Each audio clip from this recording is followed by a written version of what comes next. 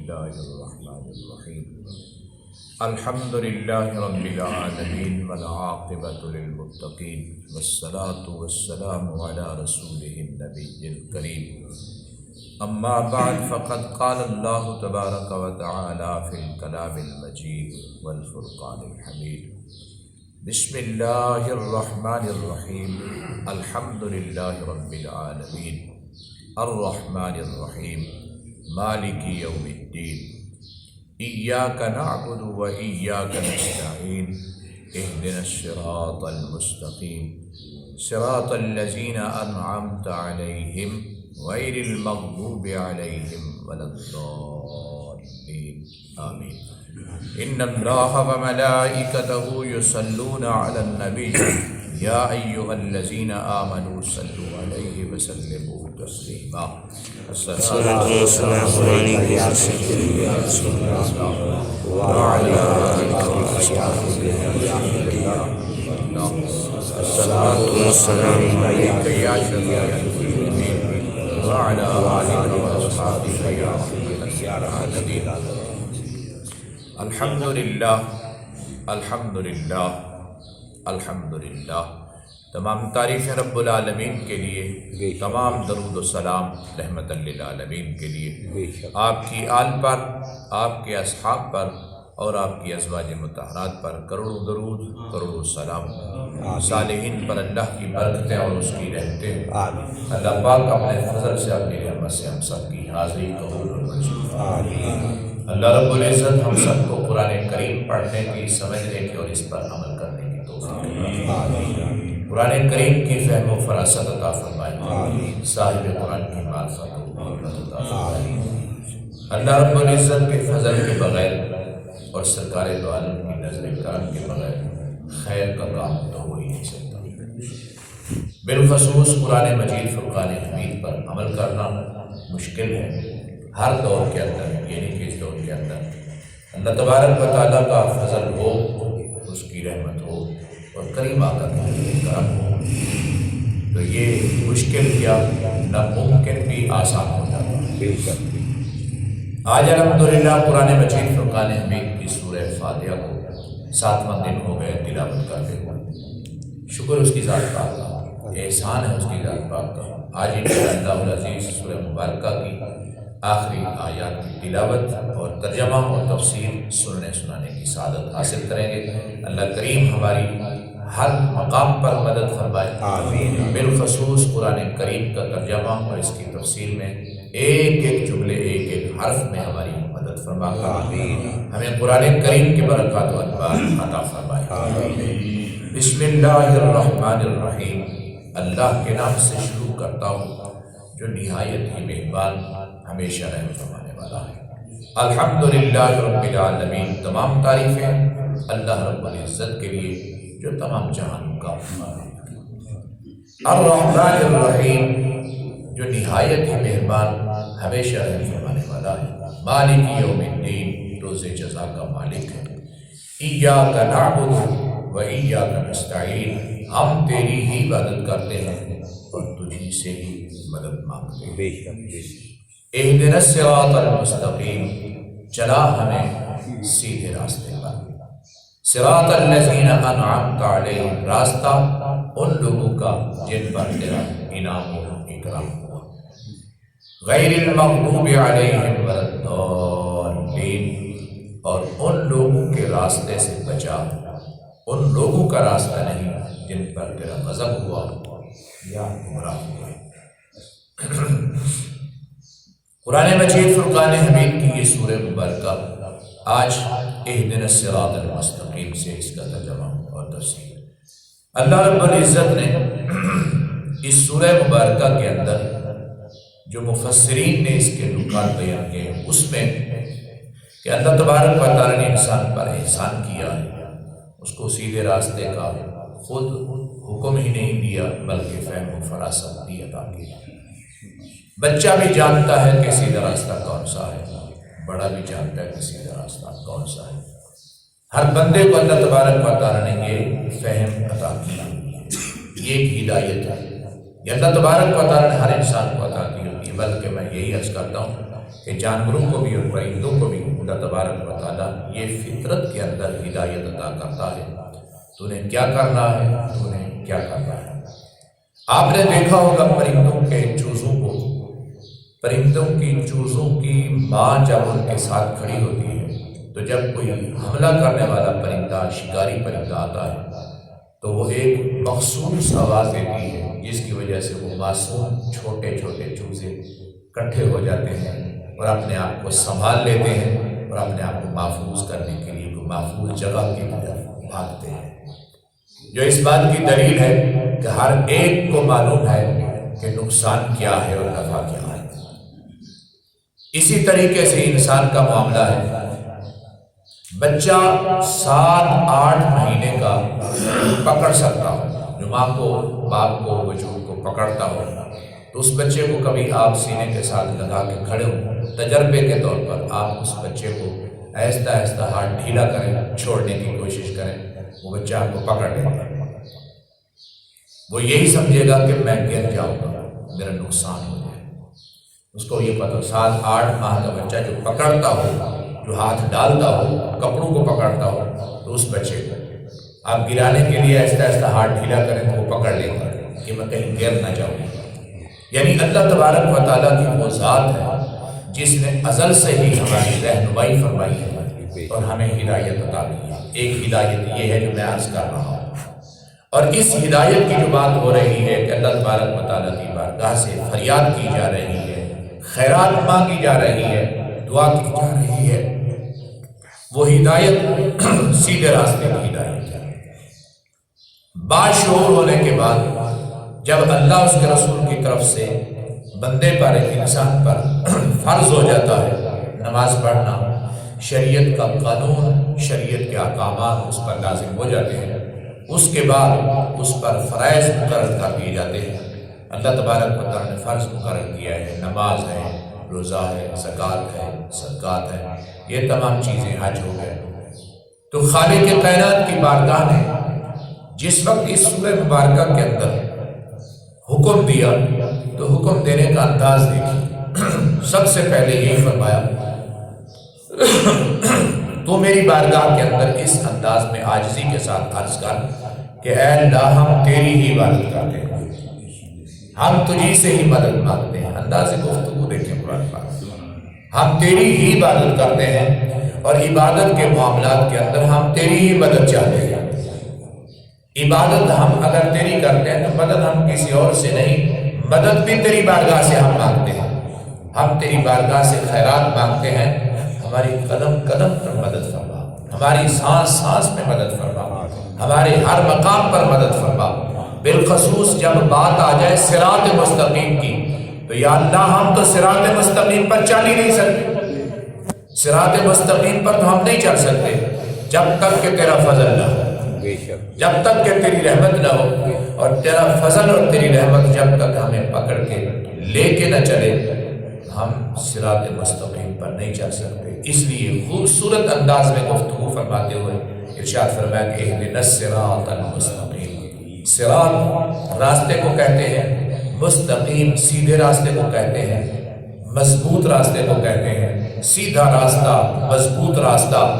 اور یہ ضروری نہیں کہ سیدھا راستہ اور مضبوط راستہ ہو تو اس میں رکاوٹیں نہ ہوں، راستے میں رکاوٹیں ضرور ہیں، مثال تو نہیں بنتی لیکن ہمارے سامنے یہ چیز موجود ہے کہ ہر سڑک ایک جیسی نہیں ہوتی۔ ہم جس شہر کے اندر رہتے ہیں اور جس آبادی میں رہتے ہیں اور جس مقام پر ہم رہ رہے ہیں، جس سوسائٹی میں رہ رہے ہیں، ہم اگر اپنے دوسری طرف دیکھیں، یعنی ادھر جی ٹی روڈ کی طرف جائیں تو درمیان کی آبادی سے گزرے تو یہ کیسی سڑکیں ہیں، اور اسی طریقے سے نہر پر جائیں تو یہ کیسی سڑک ہے۔ اور یہ پھر ضروری نہیں کہ رنگ روڈ پر یا موٹر وے پر کوئی مشکل نہ ہو کہ بندہ کہے یار سیدھا راستہ ہے، بہت آسان راستہ ہے، جمپ نہیں ہے، کوئی بریک نہیں ہے، تو یہاں پر کوئی مشکل نہیں ہوگی۔ کئی مشکلات ہوتی ہیں، کئی گاڑیاں خراب ہو کے کھڑی ہوتی ہیں، کئی لوگ دھکے کھا رہے ہوتے ہیں۔ اللہ تبارک و تعالیٰ فرما رہا ہے کہ سیدھے راستے کی میری بارگاہ سے خیرات مانگ، اور یہ مت سوچ کہ یہ سیدھا راستہ ہے کہ اس کے اندر رکاوٹیں نہیں ہوں گی، اس کے اندر تکلیف نہیں ہوگی، اور اس میں تکلیف بھی ہوگی، رکاوٹیں بھی ہوگی، لیکن تجھے میری رحمت کی خیرات مانگنی ہوگی، تجھے میری رحمت کی خیرات مانگنی ہوگی۔ اور انداز گفتگو اس انداز میں، اللہ اکبر، انداز گفتگو اس انداز میں فرمایا کہ صراط الذین انعمت علیہم، یہ خود تعلیم دے رہا ہے، خود خالق کائنات، راستہ مان مگر ان لوگوں کا راستہ جن پر میرا انعام ہوا ہے، جن پر میں راضی ہوا ہوں، جو اس راستے پر چل کر منزل مقصود تک پہنچے ہیں، جو کامیاب ہوئے ہیں، جن کی میں نے تعریف کی ہے کہ یہ ہے وہ راستہ جس پر یہ لوگ چلے ہیں، اور سنو یہ ہے وہ راستہ جو میرا راستہ ہے۔ اللہ کریم فرماتا ہے یہ ہے وہ راستہ جو میرا راستہ ہے، حالانکہ یہی کہا جاتا ہے اس راستے سے بندہ گزرا ہے، اس راستے سے گزرنے والے فلاں گزرے ہوں گے، یہ راستہ بن گیا ہوگا۔ اور یہی طریقہ بھی یہی ہوتا ہے، ایک شہر سے دوسرے شہر کی طرف جو بندے جاتے ہیں تو پتہ چلتا ہے، معلومات ہوتی ہے کہ اس راستے کی طرف بندے جاتے ہیں، شہر کی طرف جاتے ہیں، لہٰذا اس راستے کو بنا دیا جائے، یہ راستہ ہونا چاہیے، اس شہر کو اس شہر کے ساتھ ملانے کے لیے ایک راستہ ہونا چاہیے، راستہ بنایا جاتا ہے، اور پھر اس پہ لوگ چلنے والے چلتے ہیں۔ لیکن اللہ کریم کا انداز گفتگو سنیں، اللہ کریم نے فرمایا یہ میرا راستہ ہے جس پر میرا رسول چل رہا ہے، اللہ تو کسی راستے سے نہیں گزرا، کیا کمال ہے، اللہ تو کسی راستے سے نہیں نہ گزرا، فرمایا کہ یہ میرا راستہ ہے۔ کون سا راستہ؟ یعنی جو میرے رسول کا راستہ ہے، یہ میرا راستہ ہے، یہ راہ میری راہ ہے۔ منزل تمہاری، توجہ، منزل تمہاری جتنی بھی مشکل ہے، تم راستے پر قدم رکھو، میں رب غفور منزل کو تمہارے قریب لگا دوں گا۔ صراط الذین انعمت علیہم، راستہ ان لوگوں کا جن پر تیرا انعام ہوا۔ حضور ذرا توجہ فرمائیے گا، میں دوبارہ عرض کرنا چاہوں گا، اہدنا الصراط المستقیم، ہدایت کا راستہ، یہ نبیوں نے بھی دعا مانگی ہے، یہ نبیوں نے بھی دعا مانگی ہے، اور کسی نے نہیں تو نبیوں کے سردار نے تو مانگی ہے۔ یہ سورہ فاتحہ سرکار دو عالم نے تو پڑھی ہے نا، سرکار نے نماز میں پڑھی، حکم دیا ہے، اور سرکار کی ذات وہ ہے کہ حکم سرکار بعد میں دیتے تھے، عمل پہلے کرتے تھے۔ ایسا نہیں کہ سرکار نے حکم دیا خود عمل نہ کیا ہو، ایسا نہیں ہے۔ اور اس سورہ کے متعلق تو یہ کہ نماز میں، یعنی فرض نماز ہے، سنت ہے، نوافل ہے، سب کے اندر سورہ فاتحہ پڑھی جاتی ہے، اور سرکار دو عالم نے اس کی صرف تعلیم نہیں کی، اس کی تلاوت نہیں کی، بلکہ اس کی شان بیان کی ہے، اس کی فضیلت بیان کی ہے۔ تو رسول پاک نے بھی یہی اللہ کی بارگاہ میں عرض کی، صراط الذین انعمت علیہم، اللہ اکبر، کیا کمال ہے۔ سرکار دو عالم فرما رہے صراط الذین انعمت علیہم، اے اللہ مجھے اس راستے پر چلا جس راستے پر تیرے عظیم لوگ چلے اور ان پر تو نے انعام فرمایا۔ نبی سنیں، نبی جس ہدایت کی بات کرتا ہے وہ ہدایت اعلیٰ درجے کی ہوتی ہے، نبی ہدایت پر ہی ہوتا ہے، دو تفسیر میں بیان کر رہے ہیں، نبی اعلیٰ ہدایت پر ہوتا ہے۔ قرآن کریم کی آیات ہے، اللہ تبارک و تعالیٰ نے ہمیں بھی مومن فرمایا ہے، نبی کو بھی مومن کہا ہے، اور یہاں تک کہ اللہ کریم نے اپنے آپ کو بھی مومن کہا ہے۔ اللہ تبارک و تعالیٰ نام ہے مومن، قدوس السلام المؤمن المہیمن العزیز الجبار المتکبر۔ مؤمن، مہیمن یہ اللہ تعالیٰ کے نام ہے، لیکن اللہ تبارک و تعالیٰ کا یہ معنی نہیں بنتا جو ہمارے لیے معنی بن رہا ہے۔ اسی طریقے سے نبیوں کی جو ہدایت ہے اس کا یہ معنی نہیں بنتا جو ہمارے لیے ہے کہ ہمیں ہدایت کے راستے پر چلا۔ ہم تو خود کہہ رہے ہیں کہ نبیوں کے راستے پر چلا، صدیقین کے راستے پر چلا، شہداء اور صالحین کے راستے پر چلا، اور نبی صرف اور صرف ہمیں تعلیم دینے کے لیے یہ ارشاد فرما رہا ہے کہ اے اللہ ہمیں سیدھے راستے پر چلا۔ سنیے گا، اے اللہ ہمیں سیدھے راستے پر چلا، تاکہ امت یہی کہے، امت یہی کہہ کر میرے راستے پر چلے، اور جب میرے راستے پر چلے گی تو تیرا انعام و اکرام خود بخود ہی ہوگا۔ نبی اعلیٰ ہدایت پر ہوتا ہے، نبی کا ایمان اعلیٰ ہوتا ہے، نبی بھی ولی ہوتا ہے، نبی بھی ولی ہوتا ہے، لیکن نبی کی ولایت بھی اعلیٰ منزل کی ہوتی ہے، اونچے درجے کی ہوتی ہے۔ جیسے مثال کے طور پر ہم اس دور کے اندر کسی نیک صالح بندے کو، آپ کا کوئی بھی مرشد، آپ کے پیر صاحب، آپ کہتے ہیں کہ میرے مرشد بہت ہی اعلیٰ مقام پر فیض ہے، بہت ہی ولایت کے اعلیٰ درجے پر ہے، لیکن غوث کے درجے پر تو نہیں، پھر غوث قطب ابدال اوتاد سب مل جائیں، صحابہ کے درجے پر نہیں پہنچ سکتا۔ یہ متفقہ بات ہے، یہ دیوبندی وہابی سنی شیعہ کی کوئی بات نہیں۔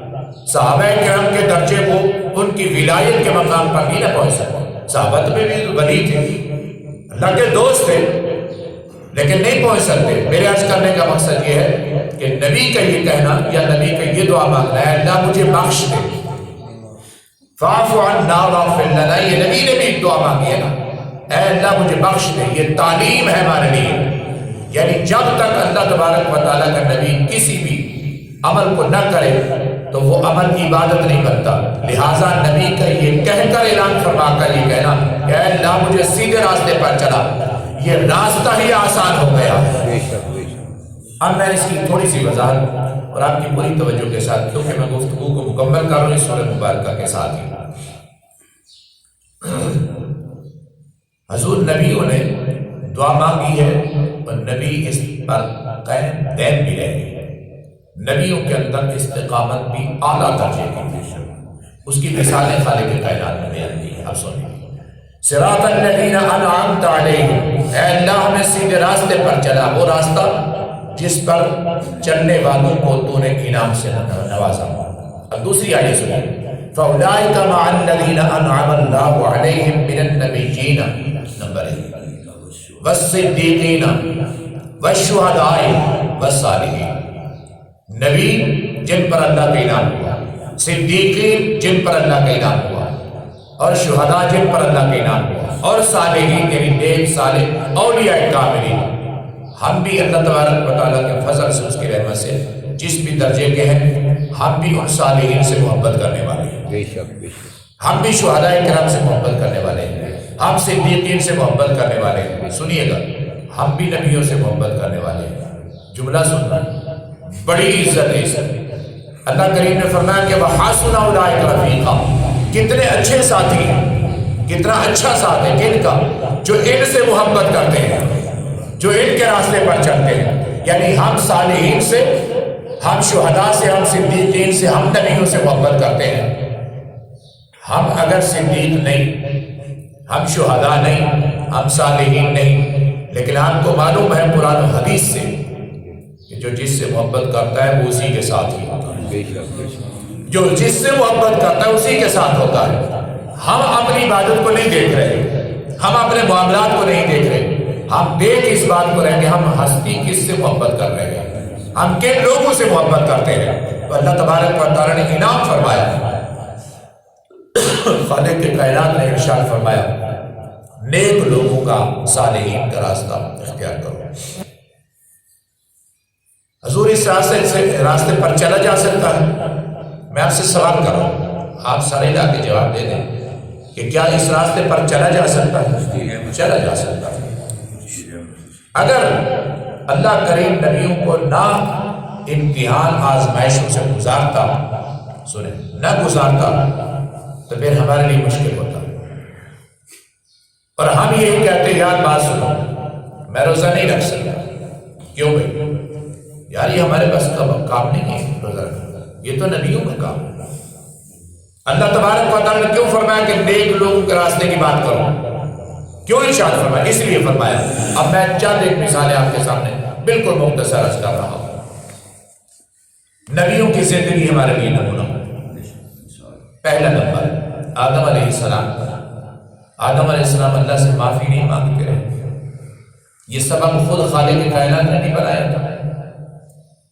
لاکھوں نہیں، کروڑوں نہیں، اربوں اور کھربوں درخت ہیں، باغات ہیں، اعلیٰ قسم کے باغات ہیں، کہاں؟ جنت کے اندر۔ تو اللہ تبارک و تعالیٰ نے جب آدم علیہ السلام کو فرمایا کہ سب کھاؤ سوائے ایک درخت کے، نہ کہتا سوائے ایک درخت کے۔ بھئی اللہ تعالیٰ خود نہ فرماتا کہ درخت ہے، وہ کون سا درخت ہے جس کا پھل نہیں کھانا، وہ کون سا درخت ہے جس کے قریب نہیں جانا۔ تو اللہ تبارک و تعالیٰ نہ فرماتا تو آدم کو کیسے پتہ چلتا؟ یہ تو بات ذہن میں نہیں، تو وہ کون سا درخت ہوگا؟ یہ بات ذہن میں نہ آتی۔ اللہ تعالیٰ فرماتا کھاؤ آدم جہاں سے دل کرتا ہے، سب کچھ کھاؤ. یہ اللہ تعالیٰ نے انسان کو پہلے اختیار دیا، اور یہ سبق اور تعلیم ہے.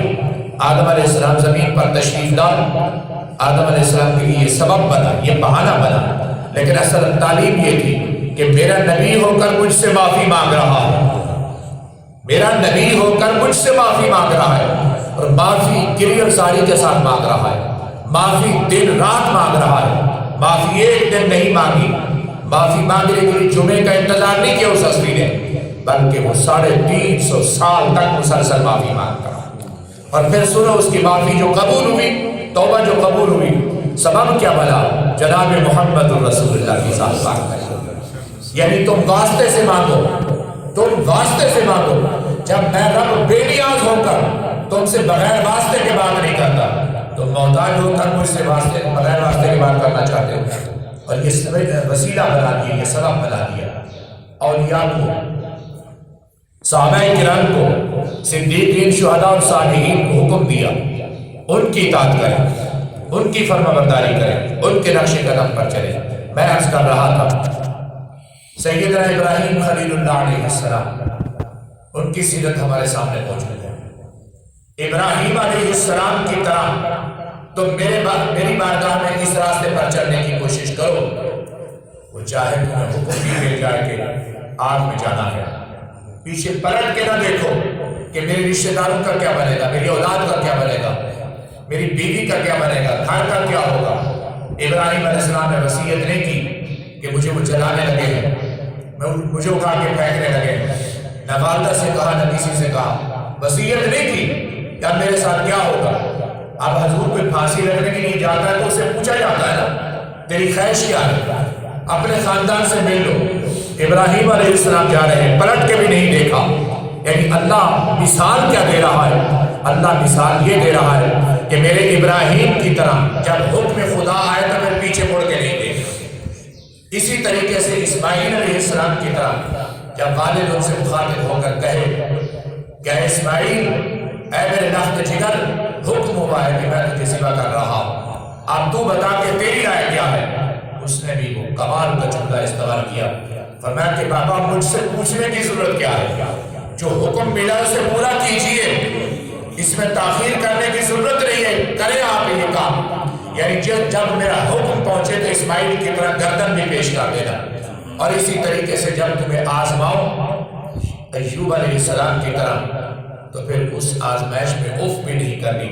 تمہیں جب آزماؤں زکریا علیہ السلام کی طرح، یحییٰ علیہ السلام کی طرح، تم اف نہیں کرو گے. میرے نبیوں نے تمہارے سامنے زندگی گزاری ہے، اور جس وقت میں تمہیں حسن دے دوں، کمال کا حسن عطا فرما دوں، اور پھر حسن عروج پر ہو، یعنی مصر کی عورتیں بھی تمہارے حسن کو دیکھ کر پاگل ہوتی رہیں، تو اس وقت پاکیزگی اور طہارت کا دامن نہیں چھوڑنا، اس وقت اپنے آپ کو مضبوط رکھنا. یہ مثال تمہارے سامنے یوسف علیہ السلام کی ہے. اور اسی طریقے سے تم سے کوئی چیز بچھڑ جائے، کوئی چیز تم سے چھین لی جائے، تم سے چیز ختم ہو جائے، ہے دعائیں نہیں کرنی، چیخنا پکارنا نہیں ہے.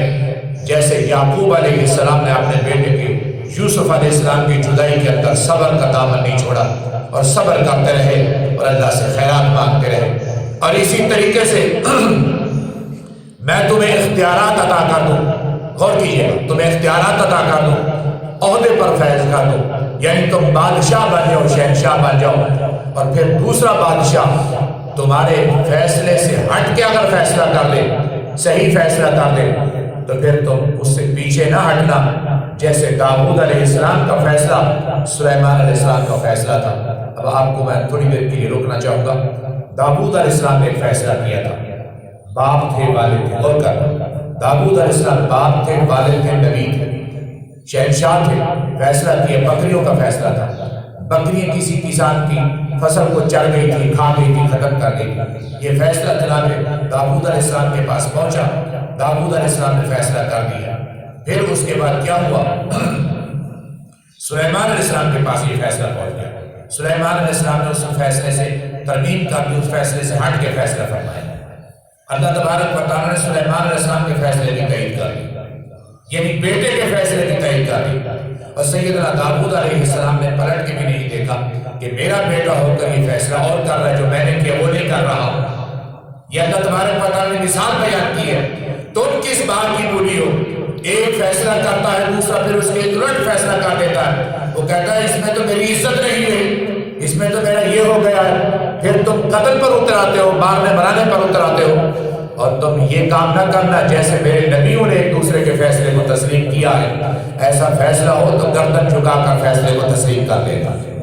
یہ ہمارے لیے مثالیں ہیں۔ اب تشریف لائیے، اب تشریف لائیے اس ہستی کی طرف، اس کی مثالیں دیکھیے جس کو نبیوں کا بھی نبی بنا کر، جس کی سیرت نبیوں کی سیرت ہے، جس کی سیرت نبیوں کی سیرت ہے۔ اگلا جملہ عرض کرنے لگا، جس کی سیرت نبیوں کی سیرت ہے۔ اور جب اصحاب رسول سے، ازواج رسول سے سوال ہوا کہ رسول پاک کی سیرت کیا ہے، رسول پاک کی سیرت کیا ہے، اصحاب رسول سے، ازواج رسول سے، انہوں نے کہا کہ اے رسول پاک کی سیرت پوچھنے والے، تم نے قرآن نہیں پڑھا، یہ قرآن رسول پاک کی سیرت ہے۔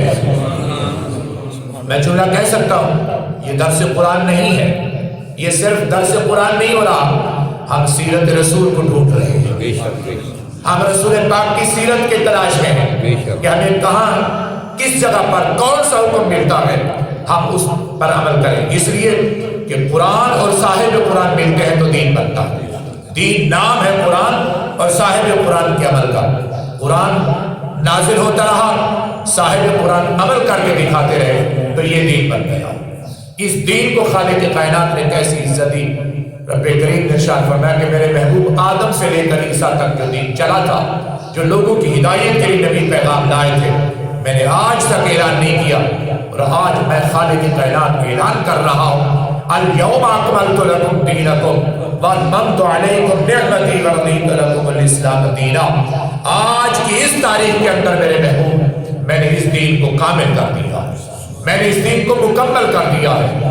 اب نہ دائیں سے، نہ بائیں سے، نہ آگے سے، نہ پیچھے سے کسی ترمیم کی ضرورت نہیں ہے۔ نہ قرآن کی آیات میں تبدیلی کی جا سکتی ہے، نہ قانون محمدی کے اندر کوئی تبدیلی کی جا سکتی ہے۔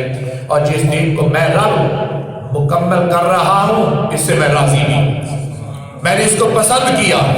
اللہ جس دین کو پسند فرمائے، جس دین کو اللہ پسند فرمائے، وہ پسندیدہ دین ہوگا کہ نہیں ہوگا، وہ عظیم دین ہوگا کہ نہیں ہوگا، وہ کامل اور اکمل دین ہے۔ وہ کون سا دین ہے؟ وہ قرآن ہے اور صاحب قرآن کی ذات پاک ہے۔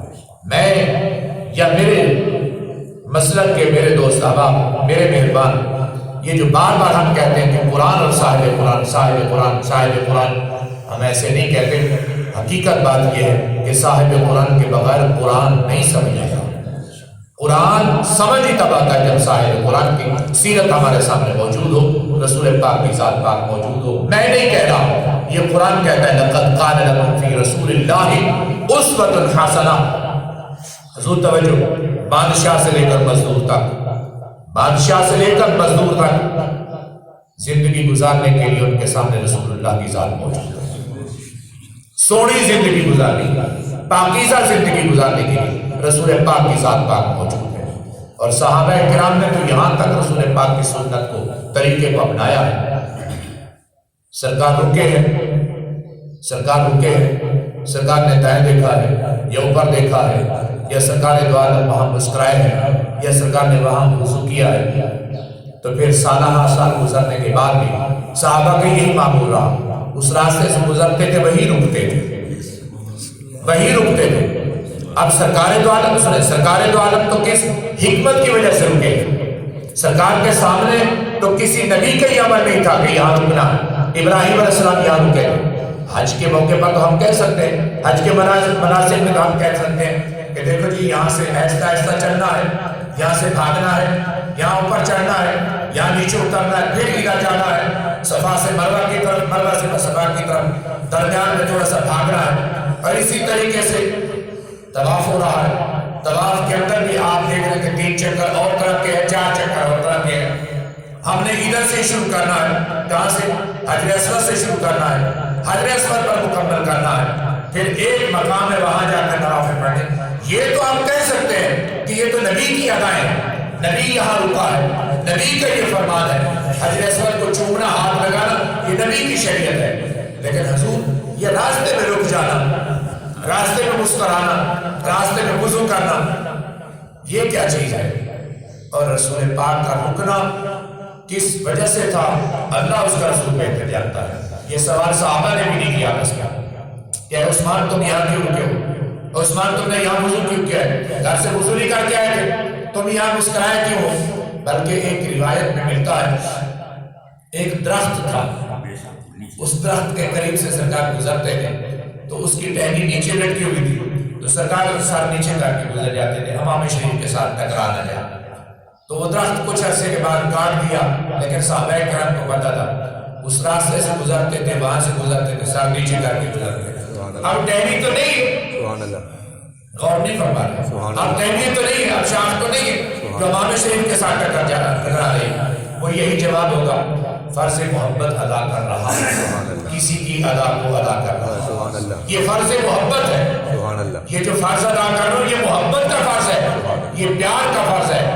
وہ ہمیں کیا دیکھتا ہے؟ وہ تو اپنے حبیب کی اداؤں کو دیکھتا ہے، اپنے حبیب کی اداؤں کو پسند کرتا ہے۔ اس لیے خالق کی کائنات نے فرمایا بادشاہ سے لے کر، شہنشاہ وقت سے لے کر، عالم سے لے کر اور پڑھے لکھے بندوں سے لے کر ایک عام بندے تک، ان پڑھ تک اور غریب اور مزدور تک، سب کی زندگی گزارنے کے لیے سونا طریقہ، خوبصورت طریقہ، بہترین طریقہ میرے حبیب کے ساتھ ہے۔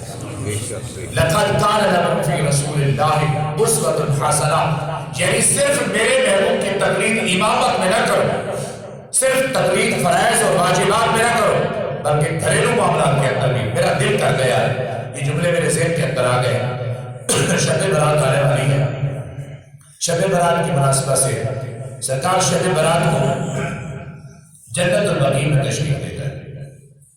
جب سرکار وہاں تشریف لے گئے تو رسول پاک نے وہاں جا کر خوش نصیب لوگوں کے لیے دعا مانگی۔ ویسے کتنے خوش نصیب لوگ ہیں جن کے لیے سرکار نے دعا مانگی، کتنے سعادت مند لوگ۔ حضور آپ مجھ سے کہتے ہیں، میں بھی کسی دوست سے کہتا ہوں میرے لیے دعا مانگا، کیوں کہا جاتا ہے؟ یہ بندہ نیک ہے، شریف آدمی ہے، نمازی آدمی ہے، ایسے میرے لیے دعا مانگا، عمرے پہ جا رہا ہے، دعا مانگنا جانا میرے لیے۔ تو جن کے لیے سرکار دو عالم نے دعا مانگی، وہ کتنے عظیم لوگ ہیں، کتنے خوش نصیب لوگ ہیں۔ حضور جنت البقیع ہے، سرکار نے ہاتھ اٹھائے ہوئے ہیں، دعا مانگ رہے ہیں۔ ادھر سرکار کا حرم پاک ام المومنین جناب سیدہ حضرت عائشہ صدیقہ رضی اللہ تعالیٰ عنہا اپنے بستر پر، اپنے گھر کمرے کے اندر سرکار کو نہیں دیکھتی، نہیں نظر آتے، تو اٹھ کے چلتی ہیں اور چلتے چلتے جنت البقیع شریف کے اندر پہنچتی ہیں۔ تو سرکار نے آسمان کی طرف رخ انور کیا ہوا ہے، چہرہ پاک آسمان کی طرف ہے، ہاتھ اٹھائے ہوئے دعا مانگ رہے ہیں۔ ہمارے لیے جو گزر چکے ان کے لیے بخشش اور مغفرت کی دعا کی جا رہی ہے۔ سرکار نے دعا مکمل کی، جناب سیدہ عائشہ صدیقہ پہلے گھر چلی گئی اور جلدی سے چلی گئی، تیز تیز قدم اٹھائے۔ سرکار کے پیچھے چلتے ہوئے جب کمرے میں پہنچے تو سرکار دو عالم نے دیکھا اور قریب آ کر نے فرمایا کہ عائشہ سانس چڑھا ہوا ہے، بھاگتی ہوئی آئی ہو، تیز تیز چلتی ہوئی آئی ہو، بھاگتی ہوئی آئی ہو۔ تو میرے آقا نے جب جیسے ہی سوال کیا، آگے سے عرض کرتے ہیں جی وہ ساری صورت حال بتا دی کہ میں نے دیکھا کہ آپ کہاں گئے ہیں، تو میں حاضر ہوئی تھی تو آپ وہاں دعا مانگ رہے تھے۔ رسول پاک نے فرمایا کہ تمہیں اس بات کا ڈر تھا، جملہ میں پردے میں کہہ رہا ہوں، تمہیں اس بات کا ڈر تھا، تمہیں اس بات کا خوف تھا کہ تم یہی سمجھی تھی کہ میں کسی اور زوجہ کے کمرے میں چلا گیا۔ اگلا جملہ سنیے، کیا عائشہ تم اس بات سے ڈرتی ہو، تمہیں اس بات کا خوف ہوا ہے کہ میں دوسری زوجہ کے پاس چلا گیا ہوں؟ کیا تم یہ سمجھتی ہو کہ میں تیرا، میں یہ کہہ سکتے تھے میں تیرا، میں کہ نہیں، کیا اللہ اس کا رسول تیرا حق مارے گا؟ میں گھر کی بات کر رہا ہوں، میں پردے میں بات کر رہا ہوں۔ نفوس، یہ نفوس قدسی ہیں، یہ پاکیزہ لوگ ہیں، یہ ہمارے لیے مثال ہے۔ کیا اللہ اس کا رسول تیرا حق مارے گا؟ یعنی گھریلو معاملات کے اندر بھی سنو، اے ایمان والو سنو، گھریلو معاملات کے اندر بھی میرے محبوب کی اطاعت کرو، میرے محبوب کی سنت پر عمل کرو، کیونکہ میرے محبوب کی سنت صرف اور صرف، میرے محبوب کا طریقہ صرف عبادات کے لیے نہیں ہے، گھریلو معاملات کے لیے بھی ہے۔ غیر المغضوب علیہم ولا الضالین۔ اب سنیے حضور، جتنا بھی صراط مستقیم پر چلتے ہو نا، گمراہ لوگوں سے بچنے کی دعا دعا ہی مانگا کرو، کوشش بھی کیا کرو، گمراہوں سے بچو، اور وہ لوگ جن پر خدا کا قہر و غضب نازل ہوا ان سے بچو۔ اللہ تبارک و تعالیٰ کرم فرمائے، میں بہت ساری ہمارے سے مثالیں دے سکتا ہوں۔ برے بندے کے ساتھ بیٹھنے والا بندہ نا برا تو نہیں ہو سکتا لیکن مشکوک ضرور ہو جاتا ہے۔ غلط لوگوں کی محفل میں بیٹھنے والا بندہ ضرور اگر غلط نہیں ہو جاتا لیکن مشکوک ضرور ہو جاتا ہے۔ حدیث پاک ہے، سرکار کا فرمان ہے، آپ نے فرمایا، ایک صحابی نے تعریف کی، انہوں نے کہا یا رسول اللہ وہ بندہ بہت اچھا ہے، بندہ بہت اچھا ہے، طویل بات ہے میں مختصر اس کا، بندہ بہت اچھا ہے۔ آپ نے فرمایا کہ تم نے دیکھا کہ وہ کس مجلس میں بیٹھتا ہے، کن لوگوں میں بیٹھتا ہے، اور اگر وہ بندے ٹھیک نہیں ہیں جن میں یہ ٹھیک بندہ بیٹھتا ہے تو پھر یہ بھی ٹھیک نہیں ہے، اور اگر بندہ یہ غلط ہے اچھے لوگوں میں بیٹھتا ہے، یہ خود اچھا نہیں پھر بھی اچھا ہے کیونکہ اچھے لوگوں میں بیٹھتا ہے۔ اور یہ حضور کو مثال دینے کی ضرورت نہیں، یہ مثال دینے کی ضرورت نہیں۔ ڈاکٹر ایک دن گزر رہا تھا، چند دن پہلے کی بات ہے، تو ڈاکٹر گزر رہا تھا، میں بھی جا رہا تھا، ڈاکٹر میرے ساتھ سے قریب سے گزر گیا، تو میرے ساتھ بیٹا تھا، میں نے اس کو کہا، میں نے کہا ڈاکٹر ہی گزرا ہے کہیں قریب سے، میں نے کہا ڈاکٹر ہی گزرا ہے ہمارے قریب سے، میں نے دیکھا تو ڈاکٹر صاحب جا رہے تھے، تو مجھے کیسے پتہ چلے؟ دوائیوں کی خوشبو آئی، دوائیوں کی خوشبو آئی، اور اسی طریقے سے میڈیکل اسٹور پہ آپ جاتے ہیں تو دوائیوں کی خوشبو ہوتی ہے، اور عطر کی دکان پہ سبزی کی خوشبو نہیں آتی، عطر کی خوشبو آتی ہے۔ اور بعض اوقات عطر لیتے ہوئے بندہ ایک آدھی چیک کرتا ہے نا، سونگتا ہے، تو اس کے بعد وہ کہتے ہیں سمجھ نہیں آ رہی، وہ کہتے ہیں عطر کی دکان میں آپ کھڑے ہیں اس لیے سمجھ نہیں آ رہی آپ کو۔ میرے عرض کرنے کا مقصد یہ ہے کہ بندہ سودا نہ بھی خریدے، اس سودے والے کے پاس کھڑتا ہے، رکتا ہے تو خوشبو ضرور آتی ہے۔ تو اس لیے خالق کائنات نے فرمایا سیدھے راستے کی دعا مانگتے ہوئے یہ بھی کہے غیر المغضوب علیہم، اے اللہ بچاؤ لوگوں کے راستے سے جن پر تیرا قہر و غضب نازل ہوا، اور بچاؤ لوگوں کے راستے سے جو گمراہ ہو گئے، یعنی یہود و نصارہ، یہود و نصارہ، ان کی محفلوں سے بچا، ان کی دوستی سے بچا، ان کے تعلقات سے بچا۔ جو نہیں بچتے، توجہ کیجئے گا، جو نہیں بچتے یہی اشر ہوتا ہے جو ہو رہا ہے، جو ان سے نہیں بچتے، دوستی لگاتے ہیں، تعلقات ہیں، یار مجبوری ہے، یار مجبوری ہے۔ میں سمجھتا ہوں تو صحابہ کی زیادہ مجبوری ہے، صحابہ کرام زیادہ مجبور تھے، لیکن صحابہ کرام نے اس کو مجبوری نہیں آنے دیا، اس لیے کہ وہ قرآن اور صاحب قرآن کو سمجھتے تھے اور پڑھتے تھے اور عمل کرتے تھے۔ قرآن پاک کا یہی فیصلہ ہے وَلَن تَرْضَىٰ عَنْكَ الْيَهُودُ وَلَا النَّصَارَىٰ حَتَّىٰ تَتَّبِعَ مِلَّتَهُمْ، ہرگز تم سے راضی نہیں ہوں گی یہود و نصارہ جب تک کہ تم ان کی اتباع نہ کر لو، ان کے دین کو قبول نہ کر لو، ان کی شریعت کو قبول نہ کر لو، ان کے راستے کو قبول نہ کر لو۔ اس لیے دعا مانگو غیر المغضوب علیہم ولا الضالین، اے اللہ برے لوگوں سے بچا جن پر تیرا قہر و غضب نازل ہوا، اے اللہ برے لوگوں سے بچا جو گمراہ ہوئے۔ اللہ تبارک و تعالی ہمیں صالحین میں شامل فرمائے، مقربین میں شامل فرمائے۔ اللہ تبارک و تعالیٰ کی بارگاہ سے میں عاجزی کے ساتھ، کساری کے ساتھ، بلکہ میں یہ سمجھتا ہوں کہ ہو سکتا ہے کہ ہماری عاجزی میں ریاکاری ہو، تو میں خدا کے فضل سے، اس کی رحمت سے، اس کی بارگاہ میں عرض کرتا ہوں یا اللہ اگر اس میں بھی ریاکاری ہے تو ہمیں اس ریاکاری سے بھی پاک فرما، یعنی ہماری عاجزی میں بھی اگر ریاکاری ہے، ہماری عبادت میں ریاکاری ہے تو اللہ اسے بھی محفوظ فرما۔ یہ سورہ فاتحہ، ہم خوش نصیب لوگ ہیں کہ ہم نے ایسی صورت کی تلاوت کی، ایسی تلاوت ہوتی رہی ہے۔ اللہ اکبر۔ سرکار نے فرمایا کہ اگر یہ کسی اور قوم پر نازل ہوتی تو اللہ اس قوم پر قہر و غضب بھی نازل نہ کرتا۔ یہ سورہ فاتحہ صرف مجھ محمد پر نازل ہوئی، یہ سورہ فاتحہ خاص اللہ تبارک و تعالیٰ کے خزانوں میں سے نازل ہوئی۔ یہ سورہ مبارکہ سرکار فرماتے ہیں سوائے موت کے ہر چیز کا علاج اس کے اندر موجود ہے۔ اللہ تبارک و تعالی ہمیں قرآن کریم کے ذریعے سے شفا حاصل کرنے کی توفیق۔